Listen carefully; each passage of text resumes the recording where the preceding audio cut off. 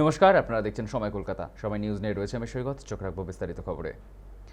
দেশব্যাপী নিট পরীক্ষার প্রশ্নপত্র ফাঁস, শিক্ষাক্ষেত্রে চরম দুর্নীতি, ক্রমবর্ধমান শিক্ষার খরচ এবং বেকারত্বের মতো একাধিক ঘটনা। তবুও নীরব নরেন্দ্র মোদী সরকার। সেই ইস্যুকে সামনে রেখে দেশ জুড়ে শুরু হয়েছে কংগ্রেসের ছাত্র যুব আন্দোলন, ছাত্র কি গুঞ্জন। এই প্রতিবাদের মাধ্যমে শিক্ষা ব্যবস্থার সংস্কার, স্বচ্ছ পরীক্ষা প্রক্রিয়া এবং কর্মসংস্থানের দাবিতে সরব হয়েছে ভারতের শতাব্দী প্রাচীন দল কংগ্রেস। সেই আন্দোলনের সুর এবার বাংলাতেও। অধ্যাপক তথা কংগ্রেস নেতা সৌমিক চট্টোপাধ্যায় তুললেন একাধিক প্রশ্ন, জানালেন শিক্ষার সংস্কার ও স্বচ্ছতার দাবি। কি বললেন তিনি, শুনে নেব বিস্তারিত। আপনার ছাত্র কি গুঞ্জ এই ক্যাম্পেইনটা কেন লঞ্চ হলো সেটা বুঝতে গেলে আগে আপনাকে বুঝতে হবে যে নিট স্ক্যামটা হলো কিভাবে এবং তার জন্য ন্যাশনাল টেস্টিং এজেন্সি এই সংস্থাটি কিভাবে দায়ী।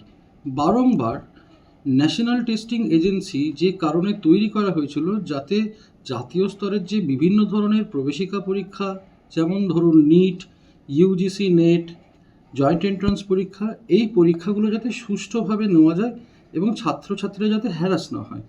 কিন্তু 2018 সালে ন্যাশনাল টেস্টিং এজেন্সি তৈরি হওয়ার পরে বিজেপি শাসিত কেন্দ্রীয় সরকার প্রতিশ্রুতি দিয়েছিল যে আমরা একটা স্বায়ত্তশাসিত সংস্থা তৈরি করে দিলাম এবং এই জাতীয় স্তরের সমস্ত পরীক্ষাগুলো, প্রবেশিকা পরীক্ষাগুলো ইত্যাদি, এইগুলো খুব সুষ্ঠুভাবে নেওয়া হবে।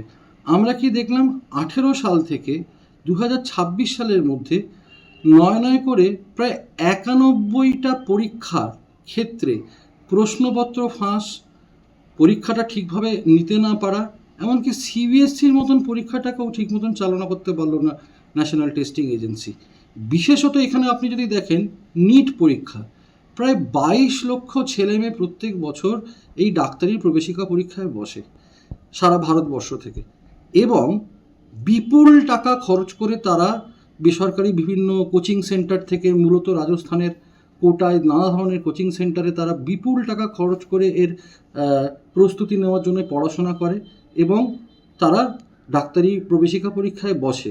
2024 সালে আপনার যদি মনে থাকে দেখবেন যে 2024 সালে একবার প্রশ্নপত্র ফাঁস হয়ে গেল নিটের মতন একটি পরীক্ষা। আবার এই 2026 সালের ক্ষেত্রেও একই ঘটনা ঘটলো, একই ঘটনার পুনরাবৃত্তি, যে সেখানেও যে প্রশ্নপত্র ফাঁস হয়ে যাচ্ছে। তাহলে ন্যাশনাল টেস্টিং এজেন্সি সে তো তার নিজের কাজটা করতে ব্যর্থ এবং এর দায় তো কেন্দ্রীয় শিক্ষামন্ত্রীকেই নিতে হবে।